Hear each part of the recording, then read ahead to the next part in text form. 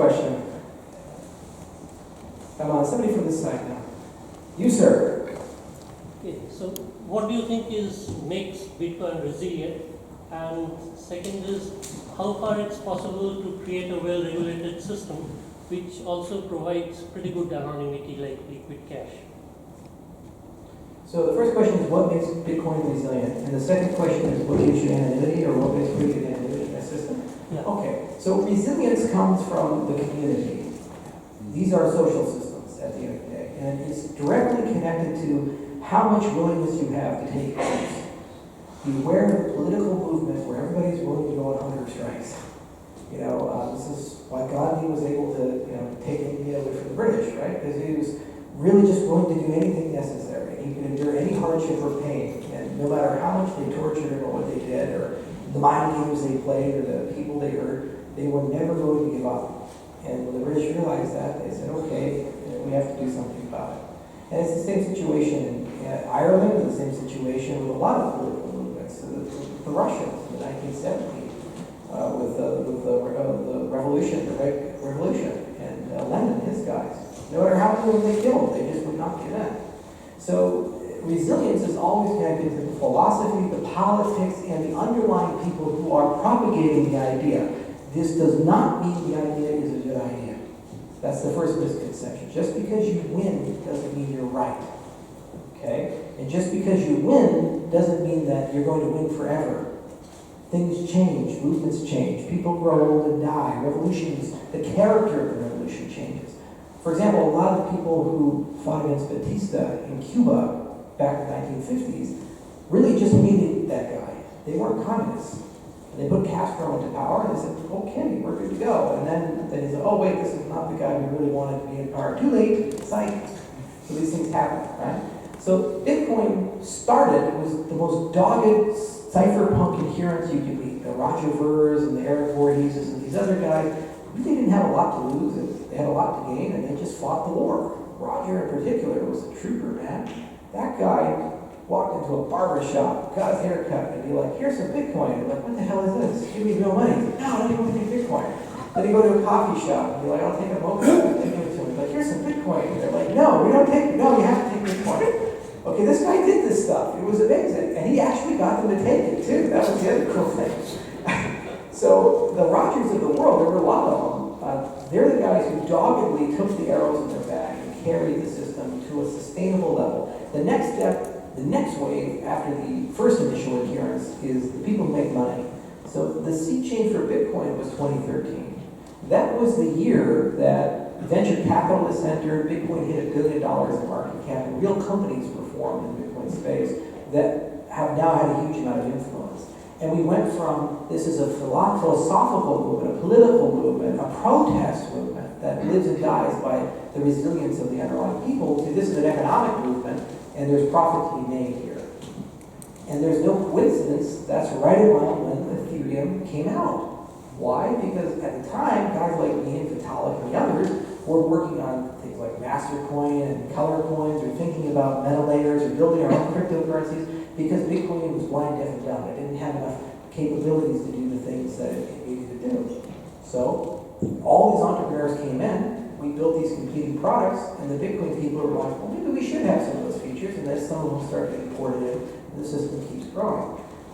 And then the third one ends up happening is if something lives long enough, you just get used to having it around. It becomes a feature. Like the Wall Street Bowl. It was really an initial piece of guerrilla art. Somebody showed up, put it there. Now it's there for so long, the New Yorkers are like, oh no, we can't get rid of the bowl. It's our thing. It's like, what are you doing? That's the bowl. Don't touch the bowl. It's our thing. Right? Bitcoin's now the bowl. It's here forever. It's not going to go anywhere. It's an icon that will be actively protected and maintained for the sake of the fact that people like having it around. That also doesn't mean necessarily it's going to be the most valuable asset. It's a treasured asset, it's a historical asset, but it doesn't necessarily mean it's going to run the whole financial system or any of these types of things. So that's generally how these movements grow. You start with some crazies who are just so crazy you don't want to mess with them, and they just keep it alive long enough for somebody to realize that maybe there's some merit in the religion that they're spreading, and then it takes hold, then it takes over, and then usually what ends up happening is you have a schism and they separate. So the Catholic Church takes over, and then the Protestants come out, right? And they have a Reformation, and then the Inquisition starts to try to punish them. We call that maximalism. And then somehow the Protestants survive, and then eventually they reach peace with each other, right? And that's what's happened now. Maximalism has kind of gone down. And then your question about privacy. Well, privacy is a tricky one because normally when you think about privacy, usually what you're talking about is linkability. So basically address A, address B, belongs to Alice, belongs to Bob. And I'm asking a very tangible, specific question of what is the chance that given the network, you're able to discern that A belongs to Alice and B belongs to Bob with a reasonable degree of probability. And that could be elliptic or chainalysis or any of these types of systems. That's usually what we're talking about. And there are systems like Monero and Integers and systems like Zcash and Sparks and so forth that provide you some degree of resilience to that. Then there's the other side of it of, do I want to hide the use of the network? So it's entirely possible that I can prevent linkability from one address to another address, but I can discern who is a user of the system. For example, in China, the Great Firewall, they probably know who the Zcash users are, as does the NSA and other actors, right? So do you want to try to obfuscate the fact that you're using the system, either on your computer, on the network, these things? So that's a different dimension of privacy. It's closely related to the things that Zcash and Monero and other people do, but you would need new protocols or better protocols like Dandelion and Tor and these types of things to try to obfuscate that information. The problem is the very things you do to obfuscate the use of the system also massively impact your performance. So as a consequence, you massively reduce the utility of the system by increasing that, okay? And then finally, there's obfuscation of the amounts. So let's say you can hide the users, you can prevent linkability, but you still have a blockchain, right? And you can still have transactions from A to B or something to something, and there's amounts flowing around. It would be nice to hide the transaction values that are being transacted in the system. Because if you can see them, I can create a priority chart. I might not care about Bob's one Bitcoin transaction, but I might care a lot about Bill's 5,000 Bitcoin transaction. So we should probably hide that, blend that in. So that's closely related to the linkability issue as well, because target enforcement is always worse than blanket. But generally speaking, these types of systems are resilient and useful against mass surveillance, like the prisms of the world. But they're not so useful against targeted enforcement, where you really piss off the FBI or the NSA. And then they just get a vendetta and they go for you because they have very sophisticated tools. They don't play fair. There's hardware backdoors and they know your friends and there are all kinds of things they can do through that. Go turn your wife, they're clever guys. So generally speaking, you don't want to put an arrow on your back. You don't want to put a red target on your back. So hiding the transaction amounts makes it much more difficult. Or hiding the computation. There's a paper called ZEXE,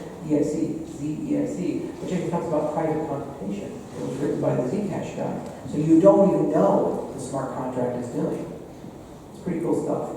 And it's pretty out there. So that's privacy in a nutshell. A difficult topic. And it opens up a broader topic of should you have the right in open societies to have universal privacy, even if you're going to use that privacy for criminal activity. And who has the right to say you don't? And this is the philosophical libertarian question, and that doesn't have a good answer. Yes, keep going. People are leaving. I'm just going to keep going until everybody like, this guy is going. He's going. My guy. 2 questions allowed. Very memorable guy. Yes, sir. 2 questions allowed. Can I ask another one? If anybody else doesn't have a question, then I was waiting. okay. Anybody else? Come on. Come on. Don't be shy. How often do you get me here? I'm going to travel this. You know that. I got horses now. I love brushing my horses. It's very therapeutic. And you brush them with a horsehair brush. It's very nice. All right, go ahead. Sorry. I waited too. I appreciate the waiting. Interledger protocol. We talked about. Yeah, Hyperledger. Yeah. Not Hyperledger. That's the W3C Ripple. Yeah. The idea that I'm sure Cardano and India are going to take over the entire world, maybe someday. But until that time, probably there are multiple players that are going to be successful at various levels. they're all going to play, you are all going to play together to some degree. And I'm wondering the growth of the space of digital assets. Certainly it's going to grow quickly. It may even grow something like Moore's Law. I'm wondering, is there some tipping point where the powers that be look at this system and go, all right, we're in. And there's so many people, there's so many assets that a switch gets thrown, theoretically, not a real one, that it explodes, that everything is digitized, everything is tokenized, data, personal data, financial assets, hard assets, or is it a natural growth? Do we take 20 years to slowly add the world to the blockchain, various companies and tokens? Or does it grow and grow and grow and all of a sudden it tips and it explodes? Everything is on. It's a hello stream of consciousness. So what does that all have to do with interledger? Everything has to talk together. Right. If everything talks together, if everything can be transmitted, Okay. if everything can be traded for something else. Right. If I can trade my data and my land in Ireland for a Bitcoin, for a car, Uber, Right. if that starts to happen, all of a sudden, everything will want to be digitized. Everything will be tokenized. Could that happen? Or does it just slowly, in the next 30 years, gradually things get added to it? The rule of thumb is if there's a financial incentive to do something, it's probably going to happen. So if there's a financial incentive to digitize something, and there's somebody who has a legitimate belief they're going to make money on it, they're going to do it. There's a great paper about this. It's written by an economist during World War II who was in a prison camp. So what happens, he got captured, he's an economist, so he's like, well, I have nothing better to do, I'm going to study the economy of the camp.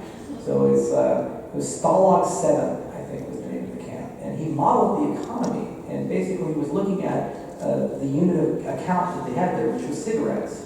So what happened is the Red Cross would send aid packages in, and inside the aid packages were cigarettes, and people would actually use them as a currency, and they'd trade them. And he wrote in the paper, like, who was making money. Like, there was this one Italian priest that was really good at wheeling and dealing. He was from Sicily. And he was the richest guy in camp. He had a lot of cigarettes. And then he noticed that the value of cigarettes went way up towards the end of the month because the cigarette supply would dwindle because people would smoke them. And, sometimes there were shortages in aid packages. And when the aid packages first arrived, the cigarette value would go, way, way down because there was many more of them. The point is that in the absence of money, people invented it. And if there's some value to be gained through building of an economy, people will do that, even in a prison camp.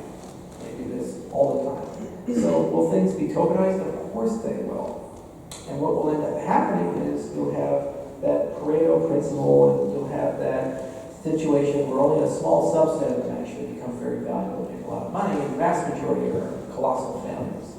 Look, for example, at how many cryptocurrencies we already have, thousands of them. And only a few of them are actually valuable. Only a few get traction. How many videos do you have on YouTube? How many people in Japan try to become YouTube stars? It's a big thing, right? And how many people actually become YouTube stars? Just a few, right? So the mere existence of these things, I believe, will create lots of tokens, lots of token issuing platforms, and inevitably the good ones will get in a room and say, we need to have our Wi-Fi on. We need to get our things to talk to each other for the sake of the consumer. And if it's Interledger or Lightning or what we've done with sidechains, somebody will come up with something. This is the one area as a system designer where I can be pragmatic. I don't care. As long as it doesn't compromise my principles or force me to completely re-architect the entire design of my system. And if you think about it, interoperability really requires you to have as light touch as possible, right? So odds are whatever ends up winning is going to be easy to integrate, and we'll just put it into the system that becomes the market standard. Now, is everybody happy with Bluetooth? Probably not. At some point it'll get good. It's being forced upon us. But the initial few iterations were not so good. But we got there. It's the same for Wi-Fi. Wi-Fi was not so good at the beginning days. Now Wi-Fi 6 is very good. And that'll happen. So I don't think too much about interoperability other than making sure I have a scientist who worry about this problem, and I watch watch the market and I see how much people are paying attention. Why is Ripple pushing into ledger? Because they need to create a standard for banks to follow. Banks are standards-driven organizations. So they went and did a very sensible thing. They went to the W3C and they said, hey, we need to get a big committee together and figure out how the hell we can actually move assets between different ledgers in a very abstract way. Not just cryptocurrencies, but also bank assets and these types of things. And I think that was a great piece of work. I think it was Evan Thomas who did it, and it's a great committee. But it's not just the only committee they have there. The Web Payments Committee, under Manus Warning, unrelated to Ripple, did the DID standard, the DID standard, the decentralized identifier, which is another vital piece of infrastructure for interoperability we need, because each ledger has a notion of identity. Okay? There's identity Ethereum edition, identity Bitcoin edition, and so forth, and either we inject it directly in the system, we infer it from data within the system, but then we have to move it around. We have to have portability of these identities, because we need to link them to assets, we need to link them to property, right?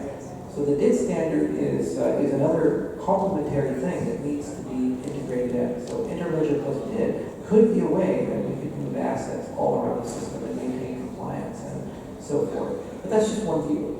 And there's dozens of them. Aeon is a whole cryptocurrency that's trying to figure this out, for example. And they have their own way of doing things. Okay? And as with all standards, you'll have dozens of them. And usually what ends up happening is a few win, and there's actually, it doesn't necessarily mean they're the best ones. They just are what they are, and we move on, and we do other things. As for the tokenization or anything, it will happen, because there's money to be made. And the vast majority will fail. The ones that succeed, we study, and the clock resets, and we go to the next hit. Thank you. Thank you. Next question. Come on, guys. Oh, of course you can. Go on, what's that? So I heard a couple of times for the past couple of years that Cardano, the ADA token from Cardano, would never be listed in Japan for the practices that happen on the fundraising. So look, my question is not like what happened or anything like that. My question is, the next time I talk with someone in Japan and they tell me ADA will never be listed in Japan, what do I tell the person? You know, at some point, people just have to let the past go. I'm very proud of the history of our project and what we've done. I'm very proud of the consumer protections that were put in. It was the first crowd sale to do KYC. It was the first crowd sale to do refunds on these people. It has a broad distribution. 9,914 people participated. We actually know that. For others, we're very opaque about these things. Furthermore, everybody bought it, got it. And they made between a 20 to 30x. So where's the scam? You know, it's the worst scam of all time if it requires you making people money and doing 4 years worth of work. It's disgusting what some of these people have said and done. Okay, thousands of people were involved. Some things were said, some things were done. It's water under the bridge, move on. As for listing in Japan, that's a consumer protection decision. Because Japanese people, if they can't trade it here, will trade it in Singapore, or they'll trade it somewhere else. They have liquidity. Where the hell did the 8 trading on the markets come from? It had to have come from Japan. I haven't sold any.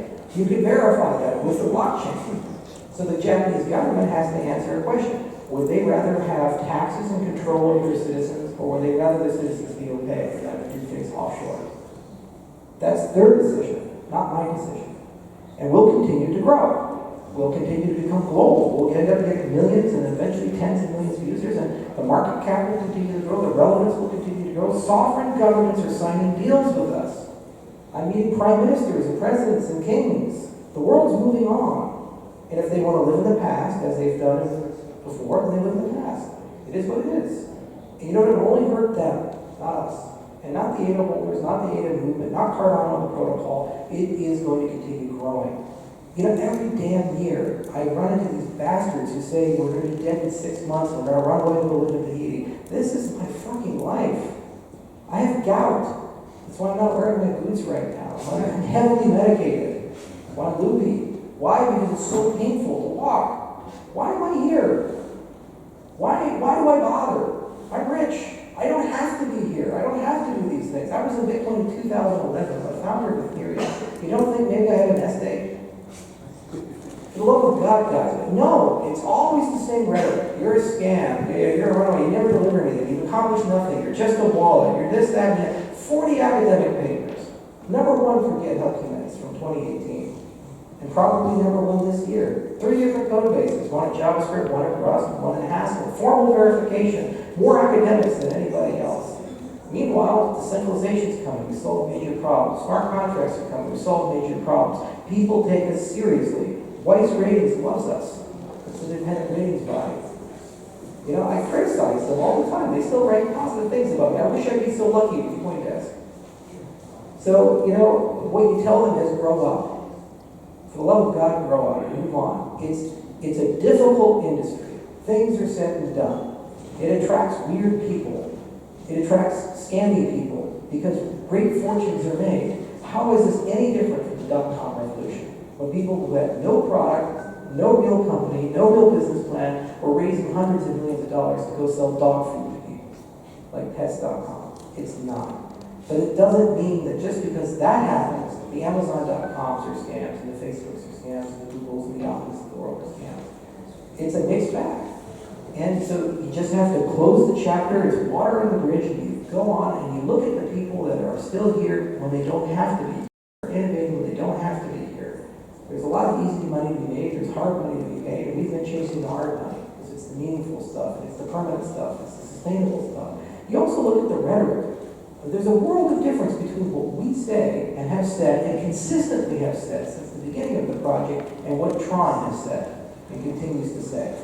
I have never once paid $4.7 million to have lunch with someone.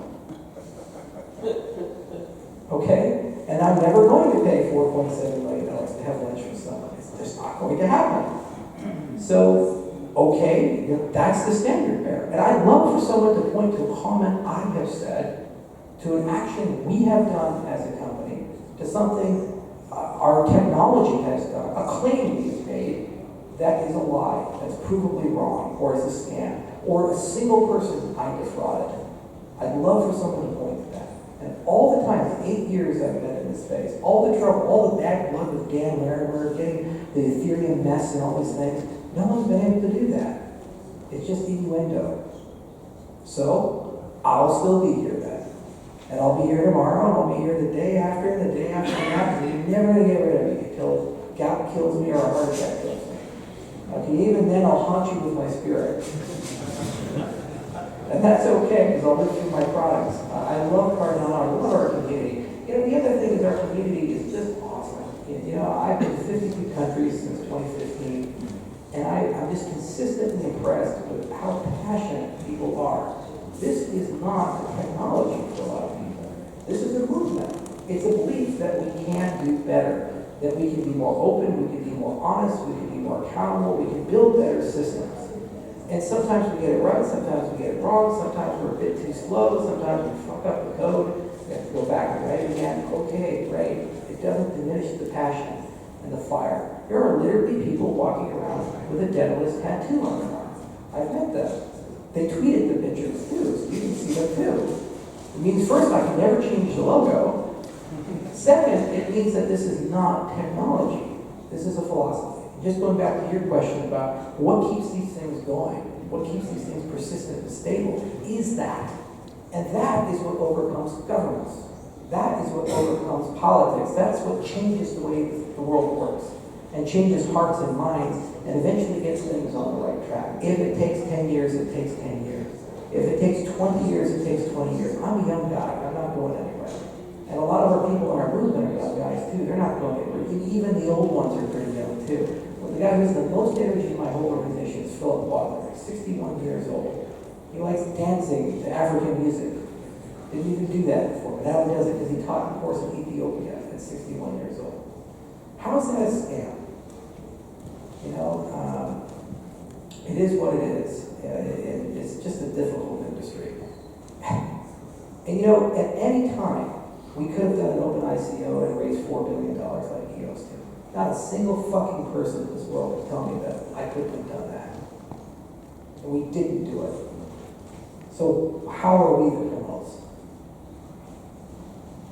Anyway, next question. I like this guy. Gets me really fired up. Yes, sir. Do that. So recently, you started or co-founded Polymesh with Cardano, Polymath with Trevor. And so I'm curious to know how you're actually going to get adoption with something like Polymesh, which is a protocol for security of these types of organizations, regulators, Yeah. that we've been talking about? So I run a private company in addition to IOHK. It's called Hoskinson Consulting. It's a little thing I do on the side because people keep coming to me and saying, I'd like some advice, or I'd like to pay you to come somewhere, or yada, yada, yada. I said, okay. And it was kind of a conflict to do it under the IOHK brand. So I created my own little company for that. And Trevor's a good friend of mine. I've known him since 2014. And he came to me and said, look, we've reached the point in the evolution of our product where we'd like to build a blockchain for security tokens. And meanwhile, on the IOHK side, I had all these people coming to me, governments, exchanges, these other people, and actually Ethiopia in particular, all these entrepreneurs coming to me saying, we'd like to securitize our companies. And they're great companies. They have great balance sheets, they have lots of cash flow, they have real assets, real contracts, they've been in business 10 years, 20 years, no stock market to do it. So I'm thinking to myself, Cardano needs a standard. So option A is to hire a product manager and hire some engineers and do a big survey of the whole marketplace and go ahead and figure out how to build a standard. Our option B is to partner with somebody. So, I'm a very pragmatic guy. So I said, look, if Trevor wants to pay me for my time to consult, I'll go give him advice on how to build something. And meanwhile, I can talk to all his people, his securities people, his other things, and we can discuss the standards of security tokens. What do the regulators want to see? What do banks want to see? What exchanges, the broker-dealers, this whole ecosystem, because it is a very difficult market. There's a lot of nuance to it that is missed unless you're a domain expert who's been in it for a while. And what Trevor's done is he's assembled a very dense group of experts who actually know a lot about this stuff. So I can talk to them now, whatever I want to, and the process of product development. And that means those standards that are open, that are created through that process, I can take and put it into Cardano. And I didn't have to spend any of IOHK's money for that, just my personal time, which I'm also compensated for. That's what we call a win-win. If you're a business person, you should do that. It's good for you. Now, in terms of adoption, these other things, as a consultant, that's not my job on the polymath side. That's Trevor's job as the founder, and the other guy's job as the CEO, and so forth. And that's why they're paid the big bucks, and that's why they're vested. They got lots of poly, and that's why they have an ecosystem, and they have a fiduciary obligation to deliver and build something for the people who've invested in their company. And my job as a consultant is to give them fair advice and tell them this is my opinion on how to build these things and what to do and what I would do if I was the CEO. And it's their job to decide whether that's good advice or bad advice and put it into a product strategy and execute on that product strategy. That's my Hoskinson Consulting Group hat. I take my Hoskinson Consulting Group hat off and I put my CEO of IOHK hat on and I say I need a security token standard. By the way, I know a lot about this one. That's probably the one we should use. It makes a lot of sense to me. And we go and do that. And I don't have to hire the product manager. It's just like the DIT standard. I've known Menace Forney since 2013. I met him in Atlanta, Georgia, at Jeff Tucker's conference. No, actually, that's not true. I met him in New York at Stewart's conference back in July. And when I met him in 2013, in July, Manu came up to me and said, I want to build an identity standard. And I said, good for you. And then 6 years later, we now have the DIT standard. And everybody's using it. Microsoft is using it, IBM is using it, all these people in all their products. So he pulled it off. You think I'm crazy enough to go and spend 6 years of my life like Manu did and go and do that? No. I'm just going to take it as an open standard for the W3C and put it in my product, right? See, so you have to have pragmatism as a CEO. And you have to have kind of a desire to know where you need to innovate. Like, we must innovate on the consensus side because the existing solutions when we came into the space either said you had to give up decentralization for performance or give up performance for decentralization. It was this Faustian bargain you had to make your system scale. So we said, let's do original research to move the trade-off profile so we can have our cake and eat it too. But in cases of security token standards, and the cases of identity, these things, let the market give you some consensus. The same for interoperability. If there's something there, just take it. Because then you can spend your money more wisely and your very scarce time and your very scarce resources more wisely. So that's the story of Polymath. I think Polymesh is going to be a pretty cool product. There's a lot of ideas to come up with. I think we'll have a call this Friday on it. And every Friday I usually have a call when I'm not traveling. And it's just fun to see a product team actually build something and think about something. And there's some really good people that are very impressive people. To show you how little bias I have in the advice, they're probably going to build it with parity or something like that, substrate. at least for one of the pilots and one of the demos that they're doing. They might not end up using that permanently, but they're not even using Atala or other things yet for that proof of concept. So they don't always listen to me. That's okay. Good question. Next question. Yes, sir. In the back. I know you. You're in Atlanta. You know you're Detroit. Yes. Yes. The AI guy. Thank you for coming. What's Cardano's adoption policy, or not adoption policy, but adoption strategy? So that's handled by the Cardano Foundation because Michael Parsons was a wanker. We had to take that over. I was a big fan of Ron Paul back in the day. Remember Ron Paul? The man so nice. We gave him 2 first names. Yeah. Gold and audit the Fed and humble foreign policy and libertarian politics. Yeah, come on. He's my brother. I love that man. So he's great. His son is really good too. More practical. Well, anyway, so what did Ron do? When I signed up for the Ron Paul movement, we only had 5,000 people in that movement. And when I left, 9 months later, 2 million. 5,000, 2 million. That's great growth. You know what we did?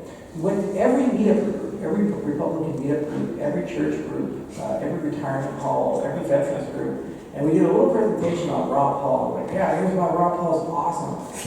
And we didn't give a shit what people thought. We were looking for that one guy who was like,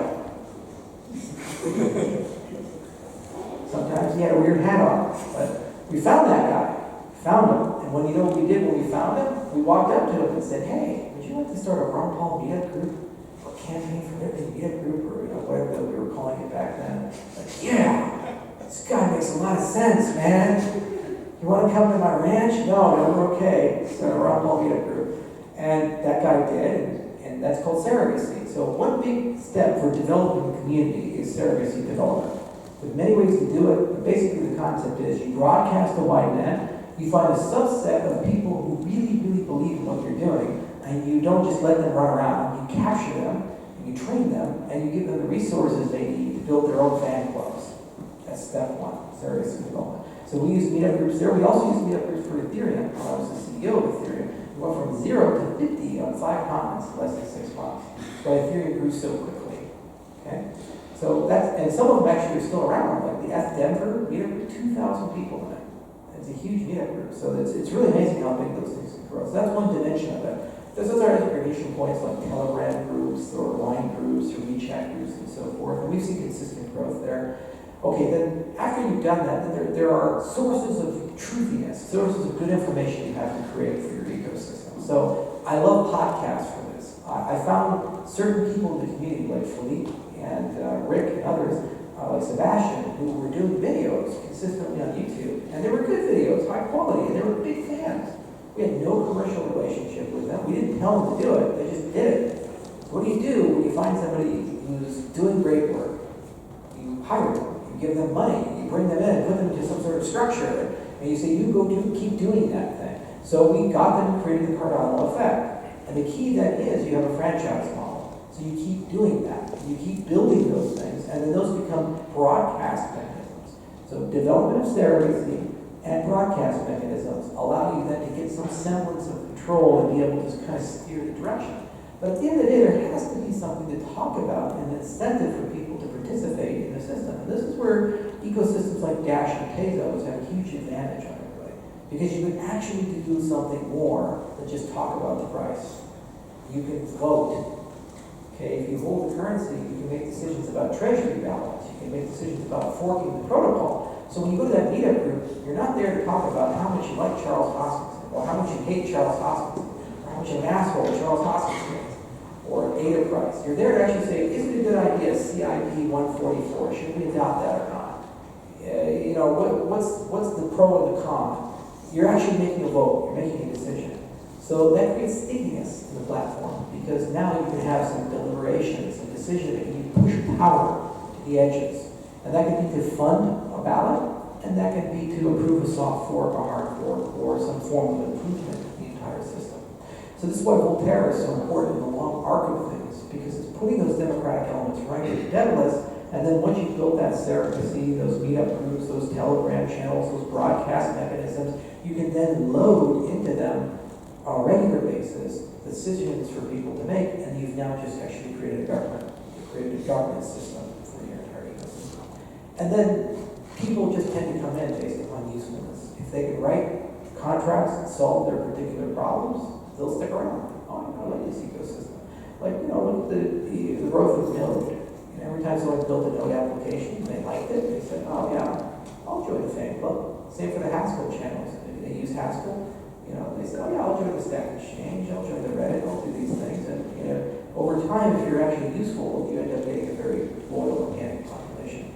Now, there are all kinds of people whose day job is to worry about these things. You call it user acquisition specialists, community managers, and so forth. And there's tons of techniques you can use. Some are almost like gambling, it's, and gamification. And other ones are almost like cult techniques. Maybe take people to the mountains and starve them for a little bit. Tony Robbins is pretty good at that. So there's all kinds of techniques you can use. But generally speaking, I just have the Paul Helmholtz approach to life. He was a famous Hungarian mathematician, a great writer, and he used to say, tell them what you're going to do it, and then tell them what you did. And that's similarly how we follow things. We tell them where we're going to go, we just go and do it, and then we tell them what we did. And if people believe that, and you say the same thing over and over again, and they actually deliver on the things you say, then you build a good enough ecosystem. And the other most important thing is that those surrogates eventually have to take over.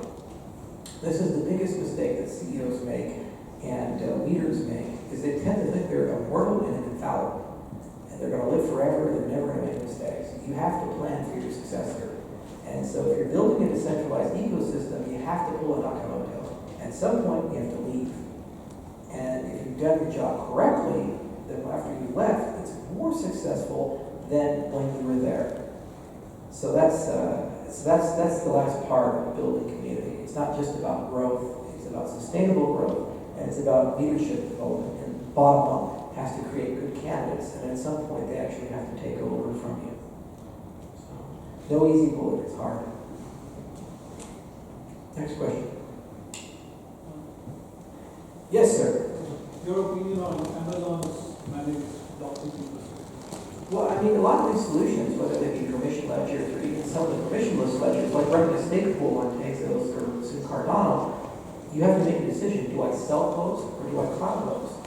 It's really nice to have turnkey solutions there. Because basically what you do is you're saying, well, these guys are domain experts. They're up 24/7. They have a predictable billing model. It's nice to be able just to run a script and deploy my node to run on that particular piece of infrastructure. As long as 100% of your nodes aren't running there, you're okay, right? Because that promotes diversity. So as long as we have DigitalOcean and Rackspace and Microsoft and other people doing it, cool. If 100% of your nodes are running on one system, that's a problem. So I think it's a force for good. It creates standards and it creates a measuring stick for people to connect to, and that's okay. Now, the other thing is for permission ledgers, it makes my sales process a lot easier. Because when I go into less sophisticated settings or jurisdictions, let's say small universities in Africa, they really don't have a sophisticated IT department that can run very complex nodes and maintain them. So if I'm pitching a permission ledger to do something for them, like let's say diploma verification, the fact that I can have a turnkey Amazon solution that's very easy for them to work with is a highly desirable thing. And it also means that it makes interoperability much easier for me because I can have a lot of standardized things that I can reuse time and again. So it just makes business sense from Amazon's perspective, from my perspective, and I think it's a very good thing for the entire ecosystem, as long as no one person runs everything. It's like mining nodes, right? If they get more than 51% of the hash power, then everybody hates them. Sounds like that. We're cool as long as they pay us. Next question. Yes, sir. So I happened to look at some of your background. You did a Udemy or Udacity course? Udemy, yeah, I had like 80,000 students. It's still up. Yeah. So I was gonna ask, was that part of your processing method or methodology that you just mentioned, or? I had a professor, his name was Carl Gustafsson. I asked his advice when I first entered the cryptocurrency space, and he looked at me, and he's not a very original person. Everything he had was stolen. That's just great. He's a wonderful guy. But Carl said, those who cannot do, teach. That's all he said to me. And I was driving home, and I was like, what the fuck do you mean by that? And it just dawned on me, I cannot do know a lot about this stuff, so I can put a course together and give it away for free, and I did. And you know what happened is I got lots of students, I got over 5,000 emails. I even talked to Andreas Antonopoulos and Roger Ver, and that's how I met everybody. And one of my students was a venture capitalist from China, and he offered me $500,000 to start a business. So, I didn't know anybody, I didn't have any skills, but I did know enough about the technology to give something away, and that gave me opportunity. So it's another great business lesson to young entrepreneurs. If you know how to do something, just go do that thing, and just give it away, and good things come back to you. They might not be immediate, like my dad thought I was crazy. He's like, wait a minute, Udemy lets you charge for this class. If you charge money, you'll make money. I was like, no, I'm gonna give it away for free. It's like, no. Like put $1 on it. If you get like 5,000 of them, you get $5,000. Think how amazing that is. No, I'm gonna give it away for free. And that's what made me, got my start in the entire space. It created a relationship with me and my students. They're like, oh, this guy's not selling me anything. He's just here to hang out and chill and teach me stuff. And then they send me emails and ask me questions. Sometimes I knew the answers, sometimes I didn't. If I didn't, I had to research them. So it created a feedback loop that taught me more and more about how the technology worked and what's going on. And inevitably, then people said, wow, this guy's kind of a nice guy. And then it opened doors. And then they started pitching ideas to me, businesses to me, and eventually offered capital. So that's a great lesson for any entrepreneurs, is make yourself available and just give stuff away. And at some point, people realize that you have value. You mean something, you're a real person. And also, they realize you're a chill person, a nice person, and they want to work with you, they want to do business with you. And then they keep coming back that well. A corollary to that, by the way, is that the best thing you can do for due diligence on someone, if they're older, if they're in their 30s, their 40s, their 50s, is go to them and say, what is the longest business relationship you've had? And are they still working with you? If somebody is 50 years old and you do a joint venture with them, they're going to have Bob, who they've known since middle school or something like that, 35 years or 40 years ago. And they're going to bring him in. Oh, you want to bring in Bob? Like I have a lawyer, his name's Nathan Kaiser, runs Cardano Foundation. Everything I do, he always tries to bring Domino, one of his friends. He's known him for like 30 years, right? And he has all these relationships that he's had for a very long period of time. And that's just a good businessman. If you do good business, you do good deals, you help people out, they want to work with you long term. They want to keep coming back and doing the next deal with you. There was a certain chairman of a certain foundation for a competing project of Cardano that had the opposite situation, where he was in his 40s, early 50s, and all of his business contacts were 3 years or younger. None of them were 5 years, 10 years, 20 years.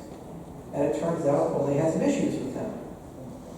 So, see, that's the other thing, too. In addition to giving stuff away, is the way to get success as an entrepreneur. The other thing is, be good at doing diligence on people. I was terrible at that. I just trusted people. I said, oh, yeah, that guy seems genuine, let's do it.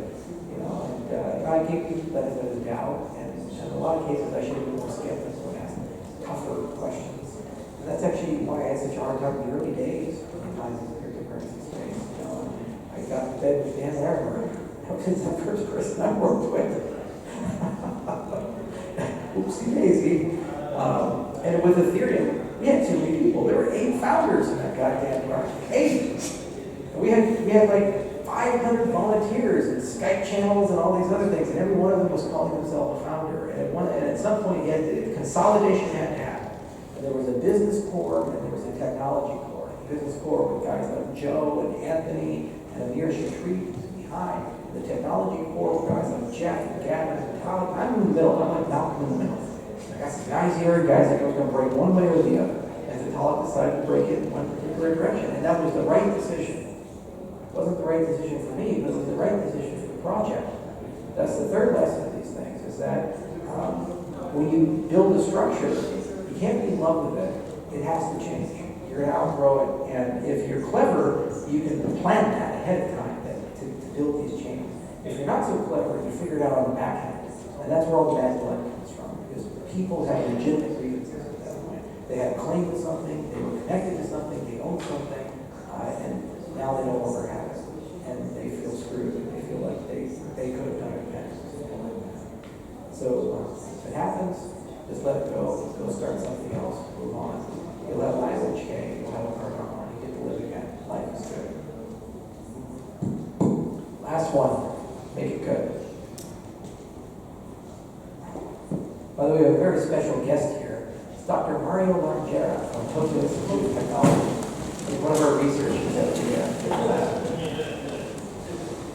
He writes multi-party computation protocols. So if you're interested in MPC and the magic of MPC, he can tell you about it. He also knows a lot about lightning and payment channels and state channels and these things. And I think you guys already wrote a paper on that, didn't you? Yes, it's public available. Did it get into AsiaCrypt? We have sent to Okay. It's a good paper. All right, guys, last question.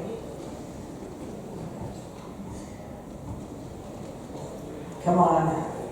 Norbert, you want it? You've been here 2 days. I mean, you've been here last time 3 or 4 months ago. What's your view on innovation in Japan? I love the people. The business environment does need a little bit of improvement, but that's not a blockchain-specific problem. That's a countrywide issue, right? You know, the magic of Japan is that there is an acceptance, a desire to do long-term things. And I think that's undervalued and underappreciated in America, in Silicon Valley in particular. I mean, if you go to a venture capitalist, you say, by the way, I wasn't funded to go do something that'll take 10 to 15 years to get done. You down for that? And they're more like, nah. That's why a lot of cell phone apps get funded, not a lot of fusion plays get funded, right? Or deep research, medical research get funded. When you go to Japan, you have people who are like, oh yeah, we're going to build that train. We're going to add another track to Shinkansen. It's not done until 2050. And his grandchildren are going to work on it. And it's like something we can actually discuss here. And so that's magical. And some things take that much time. They take that much thought. We are literally rebuilding the entire world financial system right now. And we're having a discussion about everything from land to who should be in control, to how much privacy, to how we bootstrap it, what types of tools we need to put into it. These are very complicated questions, and they're not going to be answered easily. And whatever becomes the standard, we're going to regret someday. So I would much rather talk about it, build it, think about it, deploy it in cultures that are okay with a 10-year, 20-year, 30-year, 40-year time horizon. You go to Nara, it's Daiji. It's this gigantic structure. What was it, 800 AD when they built that thing? The largest freestanding wooden structure. It's still here. The damn thing didn't burn down. A lot of these large wooden structures have. It survived everything. And it's going to be here 1,000 years from now. So that is the magic of this country. And, we may get frustrated with the government or frustrated with regulations, but I do understand that they have 2,000 plus years of tradition, history, culture to protect. And there's a balance there. And you can't say, oh, we need to move super quickly and do all these things to get ahead in short terms, but then also say we want it to be a beautiful, pretty, nice place to live that doesn't change very much. Or look what China's done to itself. It's grown so quickly, but at a tremendous toll on the country. Environmentally speaking, culturally speaking, they've damaged a lot of the things that made China very magical. The Ripley was there, other people were there in the early 19th, 20th century. And Japan hasn't lost that. I love coming here. I love the food. I love the people. They make it special. And I just love how peaceful it is. It's just amazing, especially Osaka and that area, our area, just to go for walks and see the nature, the trees. It's magical. And I think your best product ideas can come while you're in those types of environments. You have the freedom to think and relax. That said, on the other side of it, I do think that Japan needs to globalize a little bit more, be a bit more welcoming of immigration, a bit more welcoming of foreign ideas, and needs to be willing to allow things to grow a little faster in certain cases. Some countries do this with special economic zones. Some countries do this by simply sending their citizens abroad for 5 years or 10 years. So go figure stuff out and come back home. It's very good. I was on a panel actually today, and one of the entrepreneurs on the panel with me was the CEO of Origami. Did anybody use Origami here? Yeah, a few people, right? And Origami is founded by this young kid who's Japanese, but he grew up in America. And so when he was 10 years old, he moved here. But he worked in Silicon Valley and New York. So that's another thing that I think perhaps helped the business environment. Send more people abroad and abroad, have them come home and innovate. almost all the great entrepreneurs I've met in Africa are that story, where they started in, let's say, Addis Ababa, they went to university in Europe or America, and then they didn't stay and keep the good job there. They actually went home, and they're trying to innovate in their own country. They're very, very passionate about that. So it's a mixed bag like all things, but I'll keep coming, unless they kick me out. Then I'll speak again. I'll stay on teaching English. Thank you guys, you've been a great